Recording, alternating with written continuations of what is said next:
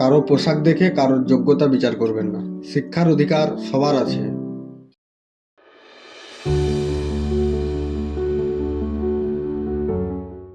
Madam, এ মাসের বেতনটা কি পাওয়া যাবে? বেতন? তুই ঠিকঠাক কাজ করছিস? আপনি ইউপিএসসি পরীক্ষা দিচ্ছেন নাকি? তুই জানলি কি করে? আপনার গলার ওই কার্ডটা দেখে। আমিও ইউপিএসসি পরীক্ষার জন্য প্রস্তুতি নিচ্ছিলাম, টাকার অভাবে ভর্তি হতে পারিনি। তোর মতো একটা গরিব ইউপিএস এক্সাম দিবি? ইউপিএস এক্সাম মানে জানিস?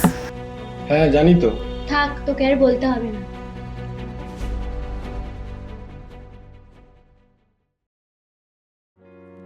যে করে হোক জায়গাটা আমার নামে করতেই হবে।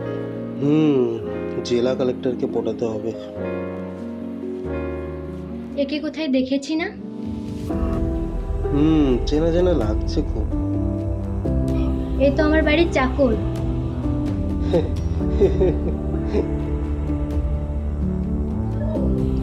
বড় কোথায় হাত মেরেছিস? না, এসব ভাড়ায় নিয়ে এসেছিস? স্যার, আপনার ফাইলটা রেডি আছে, সাইন করে দেবে, চলুন।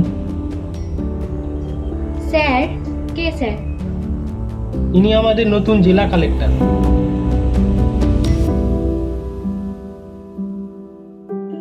ম্যাডাম, 2 বছর আগে যেমন ছিলেন এখনো ঠিক তেমনই আছেন। কারো পোশাক দেখে কারোর যোগ্যতা বিচার করবেন না। শিক্ষার অধিকার সবার আছে। আমাদের জায়গাটা কি হবে তাহলে?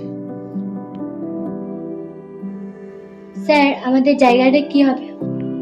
জায়গা কোনটা? যেটা আপনারা জোর করে দখল করে রেখেছেন?